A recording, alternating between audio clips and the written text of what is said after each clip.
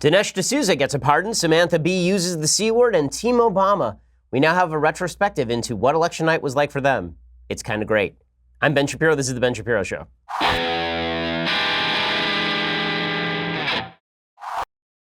So we have a lot to get to today here on The Ben Shapiro Show. A lot of breaking news. The President of the United States has been tweeting up a storm, which means that there is a lot of stuff happening. But first, I want to say thanks to our sponsors over at Omax 3 Ultra Pure. So you've heard a lot about the grand effects of omega-3s. Well, that is not wrong. Omega-3s are really good for your health. They alleviate joint pain and muscle soreness. They make you feel your best, particularly post-workout. They improve your focus and your memory. They boost cardiovascular health and more. Well, Omax 3 Ultra Pure is the best form of omega-3 that you can find on the market. It's almost 94% pure omega-3 fatty acids. It is the purest concentration on the market, and they have a patented EPA to DHA ratio of 4-to-1. It is specifically engineered for inflammation and joint pain. They have this thing, you don't believe me how pure this stuff is? It is so pure that if you put it in the freezer, it comes out clear. Most omega-3s, you put them in the freezer, it comes out cloudy. This stuff is so pure, it comes out just as clear as when you put it in. It is the purest option. Okay, you're not going to get any of the fish burps that you think that you're going to get from omega-3s when you try omax.com/Shapiro. It's tryomax.com/Shapiro today, and you get a box of Omax 3 Ultra Pure for free. That's tryomax.com/Shapiro. Get your free box of Omax 3.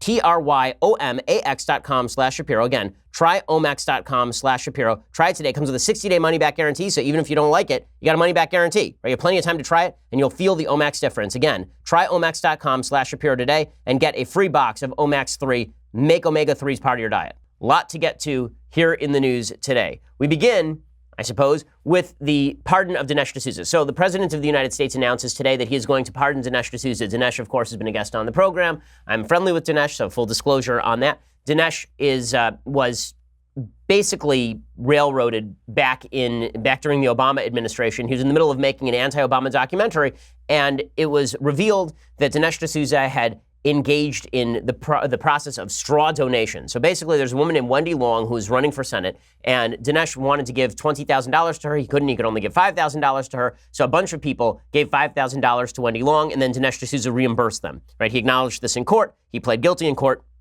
and he was sentenced to a certain amount of prison time. Now, the reason that this isn't just a case of somebody doing something wrong and going to jail is because the vast majority of cases like this end with a fine. The vast majority of cases like this do not end with actual prosecution to the point where somebody goes to jail. And it seems a little coincidental that Dinesh D'Souza was making anti-Obama documentaries at just about the time that the Obama DOJ decided it was necessary that Dinesh D'Souza go to jail. Well, President Trump responded today by saying that he is going to pardon Dinesh D'Souza. Dinesh already served his time, obviously. Yeah, here's my generalized opinion on this. I do not believe the president should have pardon power, just not Trump, any president. I think it's very silly that the Constitution has pardon power for the president, that governors have pardon power. I think it's really dumb, specifically because either you believe the criminal justice system works or you believe it doesn't. And having one guy who is sort of like a Cadi sitting under a tree ruling as to whether people ought to be spared the penalties of their crimes, that seems to me rather dictatorial and monarchic. It doesn't have a lot to do with the balance of powers, checks and balances of a functioning republic. I don't like the power generally, but if you're going to use the power, you have to use it very sparingly, and you ought to use the power. In this particular case, I would have thought that it would be more of a commutation situation. So there's a difference in pardon power between pardoning someone and commuting their sentence. If you pardon somebody, then their crime goes away. It's off the books. It's as though they never committed the crime in the first place. If you commute somebody's sentence, then if they were about to serve time, they no longer have to serve time. So right now, there's a serious call to give commutation to this guy who spent 21 years in prison and then was allowed out of prison, and then it turns out that the system got it wrong and he's already rebuilt his life and they're going to send him back to prison. There's a strong call by some people, like friends of mine, like Dana Perino, that this guy should have his sentence commuted. I agree with that. He shouldn't be pardoned because he did commit the crime. Well, in this particular case, Dinesh committed the crime.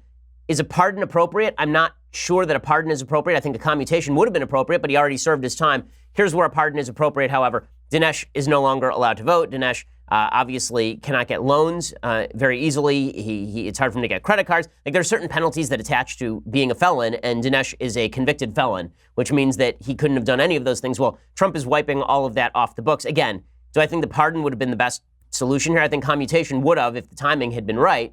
But do I find this to be a wild miscarriage of justice? I do not. Now, is it political? Of course it's political, right? Dinesh is on President Trump's side. He's been a very strong advocate for President Trump. If Dinesh D'Souza were on the left, I don't think they'd be talking pardon today. But this is unfortunately how pardon power works. Okay, this has been true for Clinton. It was true of Obama. There are a lot of people who receive pardons and clemency specifically because of their politics. Chelsea Manning would still be in prison if it were not for the fact that Chelsea Manning is a wild leftist who is transgender. Barack Obama let Chelsea Manning out of prison specifically because of those factors. So to pretend that the pardon power has not already been used for innately political purposes would be to ignore the truth of the situation. So while you hear the left complaining a lot about the Dinesh pardon today, I don't buy the outrage. I don't know that it's the greatest move in the world, but I also don't think that it's unjustified. And I think that the idea that Dinesh ever went to jail for this is insane. Okay, so meanwhile, there's some other news from the Trump administration. We are now in the middle, apparently, of a trade war, so that's excellent. There's a lot of talk about how Trump was not going to enter into a trade war, and he decided that, I guess, it was worthwhile doing so. So he has decided to extend tariffs to the EU on a number of products, and those products include steel and aluminum. According to The Guardian, a full-scale trade war between Washington and Brussels is looming after the U.S. announced it was imposing tariffs on imported steel and aluminum from the European Union. The president of the European Commission, Jean-Claude Juncker, promised swift retaliation after the U.S. Commerce Secretary Wilbur Ross said EU companies would face a 25% duty on steel and a 10% duty on aluminum from midnight on Thursday. Europe, along with Canada and Mexico, had been granted a temporary reprieve, but Ross said insufficient progress had been made in talks with three of America's traditional allies, and so we could not reduce America's trade deficit, and the waiver was being lifted. So right now we're talking about a serious trade war that could impact the economy. It's a bad move by President Trump. The reality is that tariffs are not good for the economy. All they are is a tax on American citizens. Remember, when you artificially boost the price of products that Americans have to buy, that is a de facto tax on American citizens. They can no longer spend their money where they choose to spend their money. Plus, a lot of these companies that are going to end up being tariffed actually hire a lot of people in the United States. Like half of a Mercedes-Benz is produced in the United States at plants based in the United States. Some of those cars, luxury items, will be hit with some of these tariffs. Also, the president of the United States has started a trade war with Mexico. So now Mexico is threatening its own tariffs against some of America's products. So a lot of American exporters are very unhappy. So today, I guess Mexico has announced that it will put its own tariffs on products including pork bellies, grapes, apples, and flat steel, which sounds like some sort of weird dish. But in any case, Mexico is going to be announcing its own trade barriers. None of this is good policy. The president has benefited from a booming economy, and a lot of that is his own doing. A lot of that is Trump's willingness to get rid of regulations. A lot of that is Trump's willingness to lower taxes. A lot of that is Trump's willingness to allow the market to operate freely. Engaging in trade wars with some of America's biggest trade partners is not a way to increase the effectiveness of American business. It's a counterproductive move. I know that the president has this bizarre understanding of tariffs. He believes that trade is a zero-sum game and there's always a winner and a loser. That is not correct, and business is going to suffer because of all of that. It's bad policy. However, on the other side of the ledger, if we're going to do some good Trump, bad Trump, there's some bad Trump. Here's some good Trump. So the president signed what he called right to try legislation. So right to try legislation has been considered by conservatives for many, many years. Basically, the FDA, it takes enormous quantities of time and money to get FDA approval for a drug. One of the reasons drugs are so expensive in the United States is you have to run through years of FDA approval processes before you can bring a drug to market. Literally millions and millions of dollars it takes to actually get to market. Well, what happens if you're a terminally ill person and you want to try an experimental drug? Well, so far, the Democrats have, up till now, opposed the idea that you should be allowed to try those drugs. They say the FDA has to license every product that is used in the United States. But what about people who are going to die anyway? Why exactly can't they try what they want? If they want to try some snake oil and it happens to work for them, why shouldn't they be given the option of doing that? That's what the right to try legislation was. So President Trump signed that right to try legislation yesterday. This is a very good move. Giving terminally ill patients the right to try experimental life-saving treatments. And some of these treatments are so promising. But for many years, patients, advocates, and lawmakers have fought for this fundamental freedom. And as I said, incredibly, they couldn't get it. And there were reasons. A lot of it was business. A lot of it was pharmaceuticals. A lot of it was insurance. A lot of it was liability. I said, so you take care of that stuff. And that's what we did. Today, I'm proud to keep another promise to the American people as I sign the right to try legislation into law. So this got no press yesterday, but it's a very, very good move by the Trump administration. Again, there's good and there's bad to the Trump administration, but it's foolish to ignore the good or to ignore the bad, right? We have to point out whenever any of this stuff is happening. Also, it is worthwhile noting that while the press continue to suggest that President Trump and his administration are replete with people who do not care about human beings, this particular piece of legislation is obviously an attempt to alleviate the suffering of an enormous number of people who are stuck, right? Who have no choice when it comes to what sort of treatment they wish to see. It's also a good argument for libertarianism, even in areas that the FDA covers, that if somebody wants to try a drug, why shouldn't they be able to try that drug? Speaking of people with heart inside the Trump administration, Trump actually had a pretty good day yesterday insofar as demonstrating a certain amount of heart and compassion inside the Trump administration. There is this was pretty great. As he was signing this right to try legislation, there's a little kid who apparently, I believe, has cystic fibrosis. Is that the case with this kid? I can't remember what his condition is. But this really cute little kid, and he comes to the signing ceremony, and he wants to get a hug from Trump, and it's really cute. And you can see the kid going in for a hug, and Trump is busy. He doesn't really notice the kid. And he keeps going in, trying to get a hug. And finally, you'll see Trump notices it.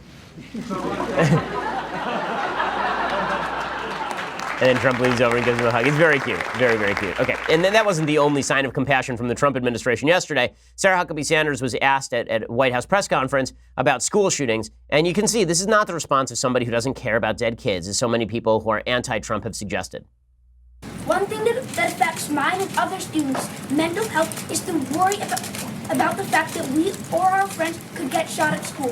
Specifically, can you tell me what the administration has done and will do to prevent these senseless tragedies? I think that as a kid and certainly as a parent, there is nothing that could be more terrifying for a kid to go to school and not feel safe. So I'm sorry that you feel that way. This administration takes it seriously. And the School Safety Commission that the president convened is meeting this week, again, an official meeting to discuss the best ways forward and how we can do every single thing within our power to protect kids in our schools and to make them feel safe and make their parents feel good about dropping them off. Well, so clearly this is an administration filled with heartless cretins, evil, evil people. So this is not to say that the Trump administration doesn't do things that I find terrible at times, right? Or says things that I find gross at times. I mean, obviously, I've been outspoken about all of that.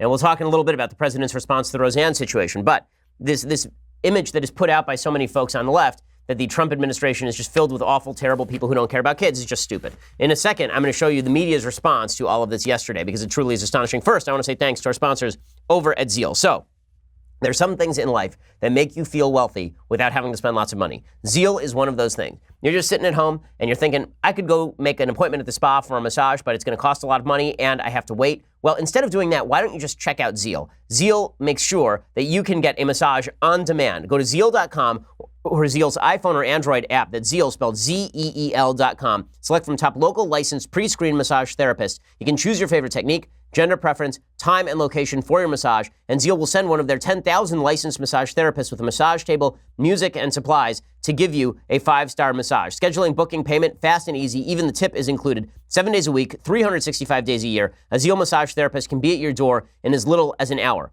They've got privacy, convenience, quality, comfort. I've used Zeal for my wife, for my mother, for my father, for my sister, for my other sister. We use it in the family all the time because Zeal is just that convenient and the massages are really top notch. So to help you get started, our listeners can get $25 off their first massage right now with promo code BEN. That's ZEEL. It's spelled ZEEL.com, Zeal.com, promo code BEN. And right now go to Zeal.com and again, you get $25 off your first in-home massage when you use that promo code BEN. It also lets them know that we sent you. So check it out. Really great service at Zeal.com. Okay, so how does the left respond to everything happening inside the Trump administration? The only way to express this would be to say, in the most vile and despicable possible way. So instead of dealing with the issues with the Trump administration, instead of talking about trade policy, for example, or instead of talking about the right to try legislation, or instead of even talking about the stuff that President Trump says, instead, the left has decided they have to out-Trump Trump. They have to go lower than low. So you remember Hillary Clinton said, when they go low, we go high. And it didn't work for her. So it seems like the left community has decided that when Republicans go medium, they will go as low as humanly possible. The case in point over the last 24 hours is Samantha Bee. So Samantha Bee, as I've said, has been in a running gun battle with Trevor Noah and Amy Schumer and a bunch of other leftist comedians for most unfunny human in the world. But I think that she clearly takes the cake here. I've always been leaning towards Samantha Bee, I'll be honest with you. In these sweepstakes, I've always thought that Samantha Bee was the front runner. I always thought that she led by at least a head. And it seems that she has drawn she's drawing lengthways. This is now like Secretariat in the unfunny horse race. Here she is yesterday going after Ivanka Trump. Ivanka Trump, you'll recall, had the temerity, the audacity to tweet out a picture of herself and one of her children over the weekend because it was Memorial Day weekend. And the left said, how dare she take a picture with her kid? Because there are people being separated from their kids on the border right now. Now, as we discussed earlier this week, this critique makes no sense whatsoever. Like, no sense. But that didn't stop Samantha Bee. So Samantha Bee says that not only is Ivanka wrong to take that picture, she is a bleep. Ivanka Trump, who works at the White House, chose to post the second most oblivious tweet we've seen this week. You know, Ivanka, that's a beautiful photo of you and your child, but let me just say, one mother to another, do something about your dad's immigration practices, you feckless c***. He listens to you. Put on something tight and low cut and tell your father to f***ing stop it. So much bravery, so much class, so much decency. This is how you got Trump. This is how you got Trump. So in a second, I'm going to discuss more on how the left got Trump. Okay, so Samantha Bee obviously is, I won't use the language that she uses here, but she's a very bad person. Let's just say that. She's a very bad person. What Ivanka Trump taking a picture with her baby has to do with being called a feckless C-word is beyond me. And how Samantha Bee keeps her job after that is beyond me as well. It seems to me that there's certain language that is so outside the bounds of normal discourse that you can get fired for it. Like Roseanne calling Valerie Jarrett an ape. It seems to me like that was a fireable offense. And it seems to me like Samantha Bee calling Ivanka Trump a feckless C-word for no reason other than she is in Trump's orbit and has a child is insane. It is insane. And then she goes on from there, obviously, to suggest that Trump wants to have sex with his own daughter, and therefore, if Ivanka wears something tight fit, that she can change immigration policy. The rage of the left, the utter insane response of the left to everything that Trump does, is driving more people into President Trump's arms. Like, Trump may not have to actually do anything to win re-election if the left continues to pursue this sort of nonsense, this sort of vile nonsense. As another example, Michaela Angela Davis is a race commentator on MSNBC, and she says that in response to the whole Roseanne thing, she says all Trump voters are racist, like all of them. This is actually on CNN. Tens of millions of people voted for him after he showed his cards for years. But are you suggesting that they're racist, or they're yes? The people who vote, all the people who voted for Donald Trump are racist? Yes, they may not be violently racist. They may not be, he's targeted. He's very clear and strategic. Look, anti-blackness is a strategy that has been the foundation of part of the American project. So it's not just that Trump is racist, it's that every single person who supports him is racist. So here's what we've learned from the left media in the last 24 hours. Ivanka Trump is a feckless C-word, and we have learned that if you voted for President Trump, even if you decried some of the things that he was saying, this makes you a racist. And then they wonder why so many people are rushing to the arms of President Trump. They're wondering why that's happening. They're wondering why people don't respect the media. And here's another example of media malfeasance yesterday, and they're wondering why people don't take the media seriously. Here's one of the CNN reporters going off on President Trump for hosting a White House Sports and Fitness Day. Okay, this is a thing that virtually every president has held, this White House Sports and Fitness Day. Like, I remember Obama holding them, but now you're going to hear a commentator suggest that Trump shouldn't hold it because he's fat. The president is having this event here at the White House today highlighting health and fitness while questions are being raised about the president's own health and fitness. As you'll recall, back in January, the president's doctor came out to the briefing room, and while he told reporters he believed the president was in good health, he did say that he was 6'3" and 239 pounds and had set a weight loss goal of 10 to 15 pounds over the coming year. So questions are of how he was going to do that through diet and exercise. A great deal of irony here today, John, as the president is holding this event, these questions about his own weight loss battle that are still going on in the White House. So much journalisming. Wow. I mean, that is some serious journalisming right here. But she was surpassed by Jim Acosta, the White House reporter over at CNN, who legitimately is an awful, awful reporter. I mean, Jim Acosta is a guy who believes he is Sam Donaldson and is more like Sam the Eagle from the Muppets. He's just not good at this. Here's Jim Acosta at the White House complaining about Sarah Huckabee Sanders because Sarah Huckabee Sanders made a point over the last couple of days. Her point about Roseanne was, you guys were very, very upset about Roseanne and you were happy for her to be fired, and maybe she should have been fired, but you don't seem quite as happy to talk about Joy Reid, for example, which is obviously true. CNN Jim Acosta, he got very angry at this because he has to stand up for the reputation of the media. Okay, when the media starts standing for the media and they're no longer standing for the truth, it turns out that most Americans tune them out. Jim Acosta is the reason most Americans are starting to tune out the media. Here's Acosta going after Huckabee Sanders for saying something that is obviously true. It's a bit much, I think, for the White House press secretary from the podium to come out here and try to shame the media and say it's somehow our fault that Roseanne Barr put out this tweet. No, that's not exactly what Huckabee Sanders said. That's bad news coverage by Jim Acosta. She didn't say it was the media's fault that Roseanne Barr put out the tweet. She said it's the media's fault that there's this double standard where Joy Reid gets to keep her job, but Roseanne Barr loses her job. And Joy Reid gets to keep her job because she is on the left, and Roseanne loses her job because she was pro-Trump, which is perfectly obvious. Media malfeasance, media nastiness, this is how you got Trump, and this is how you're going to get more Trump. So by all means, continue to do this. By all means, continue to think you can out-nasty President Trump. There's no one on earth who can out-nasty the President of the United States. It ain't going to work. It just is not going to work. And it's also one of the reasons why there is such schadenfreude when it comes to the Obama administration being ousted, because they were quietly nasty. They were quietly sliding in the knife into so many Americans. And Trump is just a hammer, so he's just obviously out there with Thor's hammer hitting people.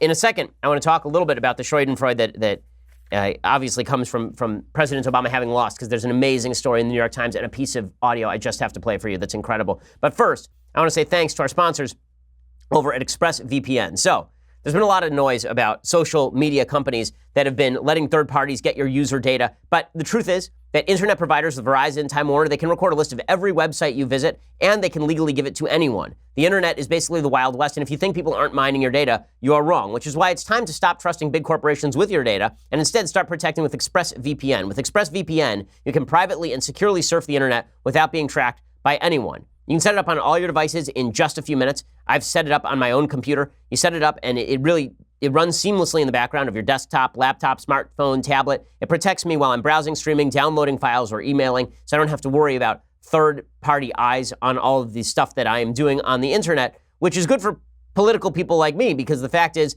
that I don't want people knowing what I'm thinking about politics until I say it right here on the show. I don't want people digging through my emails. And I don't think you want that either. That's why ExpressVPN is necessary. Using ExpressVPN, you can safely surf public Wi-Fi hotspots in Starbucks, so you're just using somebody else's Wi-Fi connection. You don't have to worry about Starbucks grabbing your material, or if you're at a hotel or you're in an airport. For less than $7 a month, you can get the same ExpressVPN protection that I have, and every ExpressVPN plan is covered by a risk-free 30-day money-back guarantee. After you've experienced the freedom and privacy and safety ExpressVPN can provide, you're not going to want to use the internet again without it. So go to expressvpn.com/Ben and you get your first 3 months for free. That is ExpressVPN, EXPRESSVPN.com/Ben for 3 months for free. Don't put it off. Do it right now, and then you don't have to worry about it ever again. For $7 a month, you're protecting your data. ExpressVPN.com/Ben and get your first 3 months for free when you use that /Ben. Okay, so one of the things that's been, I think, really delicious to watch is the left had this perception of itself as beyond decent. The right was indecent, and the left was so decent, and the left was so good, and the left was so kind, and they just cannot understand how President Trump won. And it's their lack of understanding as to why President Trump won that basically guarantees that he'll have a serious shot at re-election in 2020, despite his extraordinarily low approval ratings. The left doesn't understand how he won. And they don't understand how he won because they don't understand themselves. One of the ways that you change your own life, just speaking personally, one of the ways that you change your own life is looking at your own flaws and then determining how to fix those flaws. So, for me, I've had to try to get beyond my own confirmation bias. It's a difficult thing to do, to try and look at the stuff that you want to believe and to determine whether you are right in believing those things. And for people like me, sometimes I get condescending. I got to work on that, right? There are certain things about me as a human being that I have to try to work on. Well, the same thing is true of parties. Parties have to look internally and say, what is it that we have to work on? The Democrats never felt they had to work on anything because they had made basically Trump's case against the Democrats they'd made against Republicans for years. The case that Trump makes against the Democrats that they're all bad and they like MS-13 and they're mean and they're cruel and they're nasty and they're stupid and all this kind of stuff.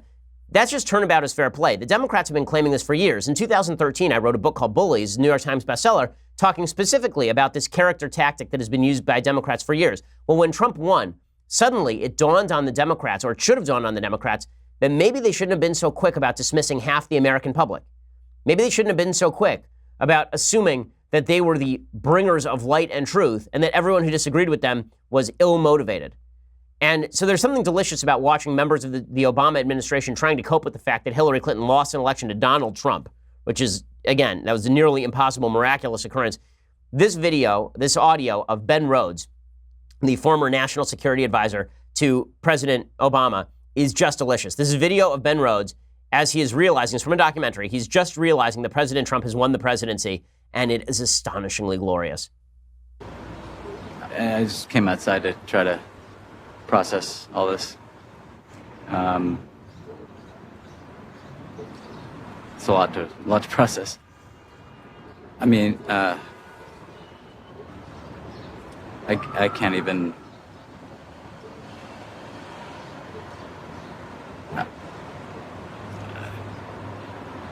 I can't. I mean, I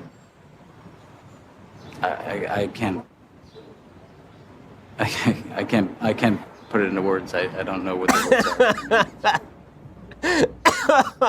are. It would take a heart of stone not to laugh at that. It's so amazing. So Ben Rhodes, who's just a garbage heap, right? I mean, Ben Rhodes is the architect of the Iran deal. He openly bragged about lying to the American people. And there he is. I can't understand why the American public rejected the Obama legacy. Why, God? Why? And then just the incapacity to speak by a former novelist from his Brooklyn apartment elevated to a position of unprecedented power for a guy who knows nothing about anything. It's just wonderful. That's not the only wonderful thing. The fact that the Democrats don't understand this, it's why they have a serious shot at continuing to lose. It's one of the reasons why the generic ballot gap between Republicans and Democrats has now shrunk to near nothingness. There's a piece in the New York Times that is from a report by Peter Baker about the emotional stages of adjusting to President Trump's victory, and it is just wonderful. Here's what it says. Riding in a motorcycle in Lima, Peru, shortly after the 2016 election, President Barack Obama was struggling to understand Donald J. Trump's victory. What if we were wrong? He asked aides riding with him in the armored presidential limousine. He had read a column asserting that liberals had forgotten how important identity was to people and had promoted an empty cosmopolitan globalism that made many people feel left behind. Maybe we pushed too far, Mr. Obama said. Maybe people just want to fall back into their tribe. His aides reassured him that he still would have won had he been able to run for another term, and that the next generation had more in common with him than with Mr. Trump. Mr. Obama, the first black man elected president, did not seem convinced. Sometimes I wonder whether I was 10 or 20 years too early, he said. This is why you fail.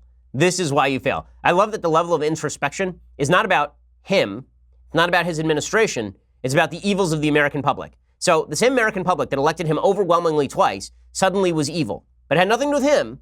It was them. They were the bad people. He was just too early. Don't you understand? We were given a gift by President Obama. President Obama. He was the gift, right? It was just like bleep in a box, right? He just unwrapped himself, and there he was. It was fantastic. President Obama came along, and we should have all just been grateful for his very presence in front of us. He was his own gift. He was God's gift, which means President Obama's own gift to the people. He was his own son presenting himself to us to die on the cross for our sins. This was Barack Obama. This was the man. And then what I love about this so much is that line where he says, maybe we pushed too far, maybe people just want to fall back into their tribe. Obama was a tribalist president. President Obama had the opportunity after his election in 2008 to bring Americans together, particularly on issues of race. He failed to do it. Not only did he fail to do it, he deliberately decided not to do it, and instead to focus on tribalizing people by polar patterns, right? By trying to move people back into their tribes so that he could then agglomerate them all together, wrap them into a ball, and in this Democratic ball that was going to roll downhill and crush Republicans. That was his entire electoral strategy, and he still doesn't get it. But it's really delicious to watch him not getting it. He was out of touch, President Obama, and so were the Democrats, which is why they lost. In the weeks after Mr. Trump's election, the New York Times continues, Mr. Obama went through multiple emotional stages, according to a new book by his longtime advisor, Benjamin Rhodes, right? That was the same guy you watched there trying to struggle with the idea that Trump had won, and it was wonderful, just delicious. At times, the departing president took the long view. At other points, he flashed anger. He called Mr. Trump a cartoon figure who cared more about his crowd sizes than any particular policy. Okay, that is true. It is also true that Barack Obama cared a lot more about his crowd sizes than any particular policy, which is why he went around Europe immediately after his election, speaking to throngs of people and saying nearly nothing of substance. He expressed rare self-doubt, wondering whether he had misjudged his own influence on American history. Set to be published next week by Random House, Mr. Rhodes' memoir, The World as It Is. By the way, the fact that Ben Rhodes called his memoir The World as It is just unbelievable. Ben Rhodes is a guy who legitimately believed that Iran was going to moderate if we gave them hundreds of billions of dollars. And then he's writing a book called The World as It Is. But don't worry, they're not out of touch. Not out of touch at all.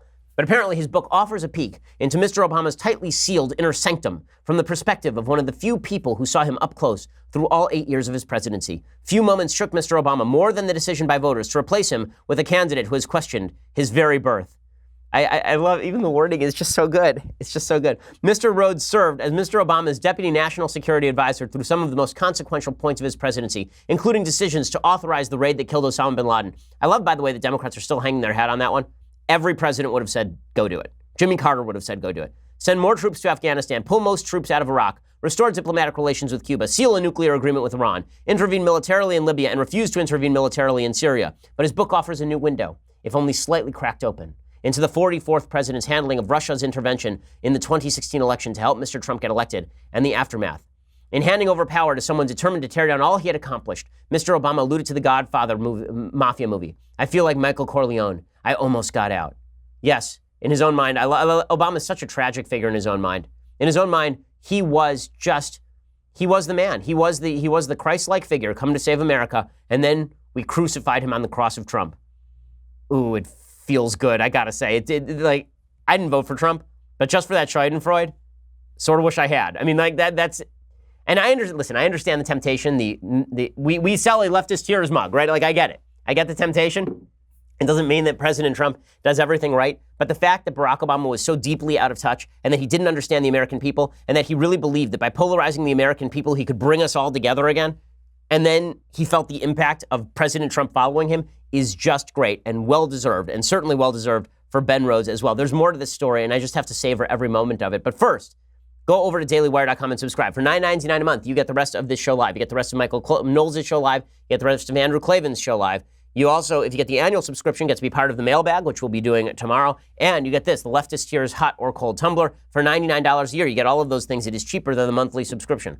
Plus, just want to tell you, you need to go over to YouTube and iTunes to subscribe to the show. One of the reasons you need to do that is because we have fantastic interview shows every Sunday. We have our Sunday special. And upcoming on our Sunday special, the incredible and hilarious Joe Rogan.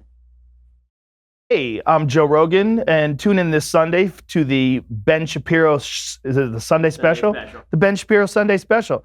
I don't even know what it's called, but I do enjoy talking to Ben. I love this guy. I love communicating with him. I think he's a brilliant person. And we talked about a lot of cool shit. So enjoy, or not. So Joe will be stopping by on Sunday. I saw him yesterday. It was a real blast. And he will talk about Roseanne. We'll get into all the topics of the day. So go subscribe over at YouTube, over at iTunes. You're really going to enjoy it, I think. It's a real kick. Joe's a kick in the pants. He's hilarious. So check that out. We are the largest, fastest growing conservative podcast in the nation.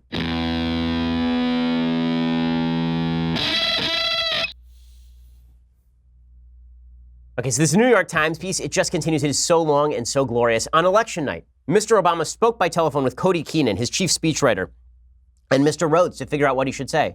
Mr. Rhodes asked if he should offer reassurance to allies.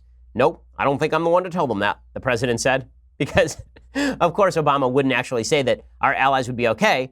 Obama, by the way, wasn't even friendly with our allies. When it comes to Israel and Britain, he was certainly not friendly. The next day, Mr. Obama focused on cheering up his despondent staff. At one point, he sent a message to Mr. Rhodes saying, there are more stars in the sky than grains of sand on the earth. Really, that's something that he said to Ben Rhodes, Barack Obama. There are more stars in the sky than grains of sand on the earth. You have got to be kidding me. You've got to be kidding me. He did an interview with Glozell. He did another interview with Pimp with a Limp. There are pictures of him with a selfie stick in the Oval Office. There are more stars in the sky than grains of sand on the earth. What a pretentious douchebag. Days later, Obama seemed less sanguine. He said, I don't know. Maybe this is what people want. I've got the economy set up well for them. No facts, no consequences. They can just have a cartoon. Yeah, Obama was his own sort of cartoon. The fact that people couldn't find humor in Obama is just beyond me. You know, yesterday we talked about Trevor Noah saying that Obama was not inherently humorous. Are you kidding me? This is a dude who sends text messages to people that say things like there are more stars in the sky than grains of sand on the earth. Thanks, Confucius. Like, what in the... There is no humor in him? He added, we're about to find out just how resilient our institutions are at home and around the world. The day Mr. Obama hosted Mr. Trump at the White House after the election seemed surreal.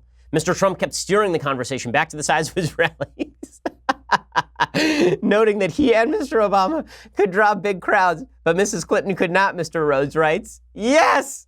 Yes! It's so great. Okay, I said right after the election, there was one picture that really got me right after the election. It was a picture of Donald Trump visiting the White House, sitting next to Barack Obama. And you recall that Barack Obama had said on national television that Trump would never be president in a series of mean tweets with Jimmy Kimmel. And there is Obama looking like he wants to die, and Trump sitting next to him, giving the Trump finger to the camera, and behind them is a bust of Abraham Lincoln looking down. It is just amazing. I love that Trump, because here's the thing, as I've said many times, Trump is Obama unmasked. Deep down, Obama's ego is Trump's ego. All the talk about crowd size, Barack Obama did his original DNC acceptance speech in 2008 on a stage with Greek columns and mist coming off the floor in a stadium filled with 40,000 people.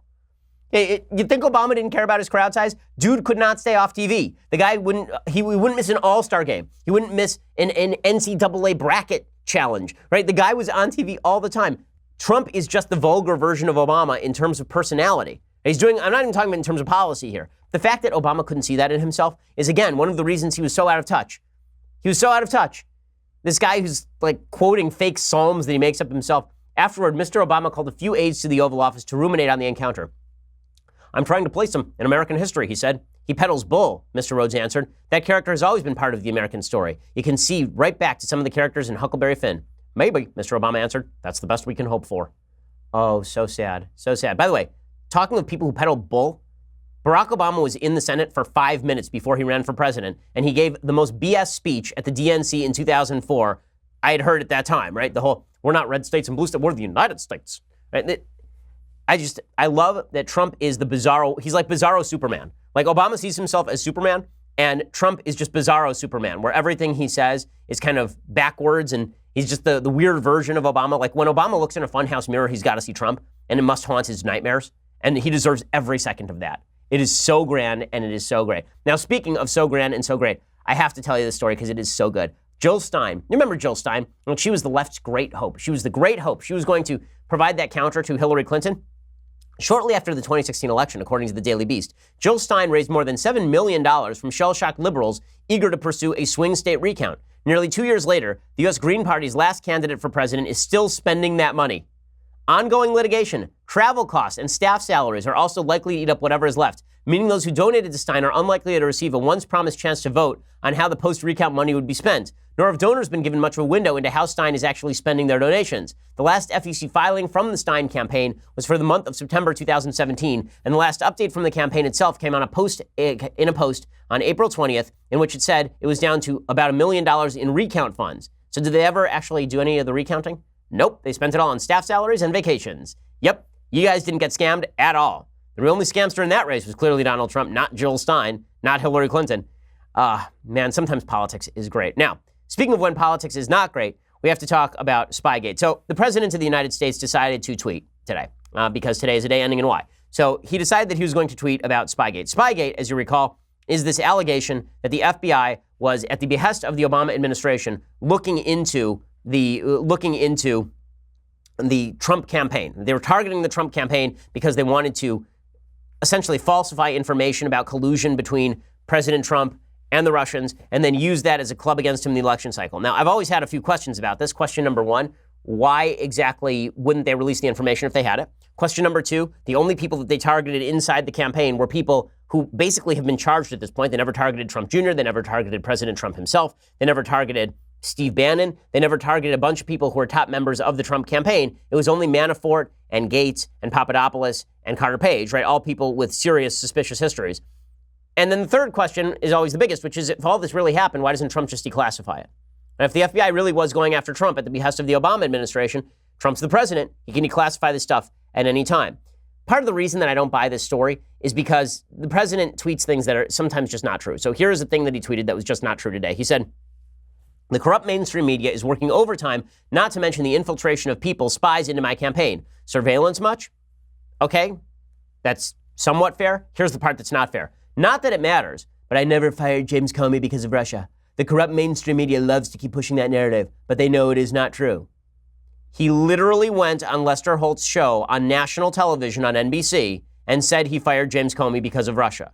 He then went into a room with the ambassador to Russia, from Russia, Sergei Kislyak, and told him that he fired James Comey because of Russia. Now, I don't think that he fired James Comey because Comey was about to uncover Russian collusion. I think he fired James Comey because he was frustrated that Comey was not announcing publicly that he didn't have the goods on Trump about Russia. But when Trump says he didn't fire James Comey because of Russia, he literally said on national television, that he fired James Comey because of Russia. So, no, I don't buy that. By the way, speaking of people who don't buy it, Trey Gowdy, who it's really funny to me. Tribalism is a hell of a drug. And Trey Gowdy, you will recall, was considered one of the staunchest, most aggressive Republicans in Congress. He's retiring now. He was on the I believe, the House Oversight Committee. And you remember during the Benghazi hearings, he was shellacking the Obama administration over and over and over. He was the best prosecutor they had on the Oversight Committee. He's a very strong Republican. And he said on Fox News that the FBI was not out to get the quote-unquote Trump campaign in the middle of the election cycle. Here's what he had to say, and the backlash was fierce. It was President Trump himself who said, number one, I didn't collude with Russia, but if anyone connected with my campaign did, I want the FBI to find that out. It looks to me like the FBI was doing what President Trump said, I want you to do, find it out. He's not the target. So when Schiff and others don't make that clear, they're doing a disservice to our fellow citizens. I am even more convinced that the FBI did exactly what my fellow citizens would want them to do when they got the information they got, and that it has nothing to do with Donald Trump.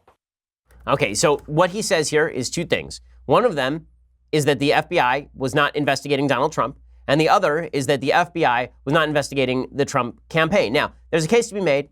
Andrew McCarthy makes it today, that the Trump campaign was basically under investigation. I don't agree with Andrew McCarthy's case. I tend to agree with Trey Gowdy. But what's happened, because Trey Gowdy said something you are not allowed to say now, which is that President Trump is overblowing this case, a lot of folks have been all over Trey Gowdy. Sean Hannity, for example, attacked Trey Gowdy on Fox News and suggested that Trey Gowdy had now been co-opted for some reason. There's the suggestion being made that Trey Gowdy has been co-opted by the deep state, or that Trey Gowdy is now running interference for Democrats and for the FBI.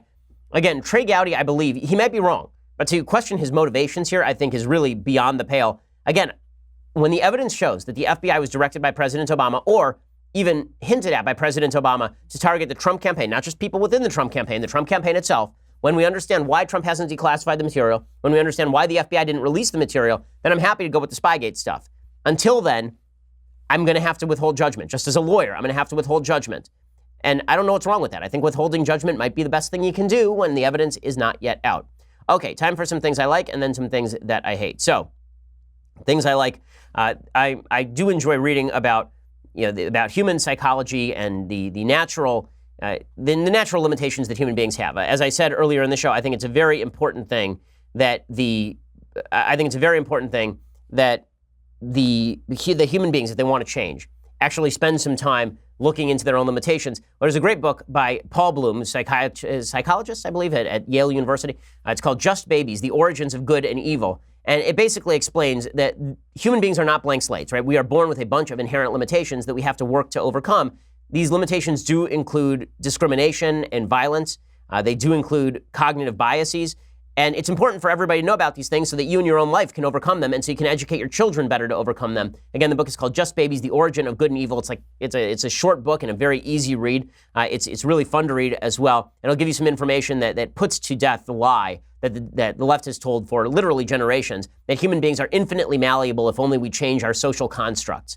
The idea that boys can become girls and girls can become boys is an outgrowth of the idea that the human brain is intensely plastic, so plastic that it has no actual features. That's not true. It never was true. In human history, it has not been true. And Paul Bloom sort of puts that to bed in Just Babies, The Origins of Good and Evil. Okay, time for some things that I hate. So yesterday, as I mentioned, President Trump met Kim Kardashian in the Oval Office. And I questioned whether this was a worthwhile thing to do, because I think that linking yourself with celebrities is generally a waste of time and counterproductive. I don't think celebrities generally have important things to say on topics outside of their purview. That's not to say they can't raise money for charity. It's not to say that they can't have their causes, but I don't know why politicians should take the word of celebrities as more important than anybody else. So if Trump wants to talk prison reform and sentencing, it seems to me that he thinks that Kim Kardashian is somebody he should talk to. It seems to me that he should talk to Kim Kardashian, have Kim Kardashian recommend an actual expert on prison reform and sentencing, have that person come into the White House, and then they can talk about it. But these whole photo op nonsense, which it didn't start with Trump, obviously. Obama used to do it all the time. It is nonsense. Now, of course, what's ironic about all of this is that speaking of philosophical consistency, a bunch of people on the right will say, no, it's good. Kim Kardashian coming in, it's great because she's trying to do the right thing. Again, I'm not questioning Kim Kardashian's motives. I'm questioning the usefulness and whether it is good for the country to have politicians doing these photo ops with celebrities as though the celebrities know what the hell they are talking about in many of these cases. And I remember that there was a guy named Donald Trump who used to be sort of upset about this kind of stuff, right? Trump used to rip Hillary Clinton over her associations with Jay-Z, for example. The way she filled up the arena was to get Jay-Z. And his language was so filthy that it made me like the most clean-cut human being on earth.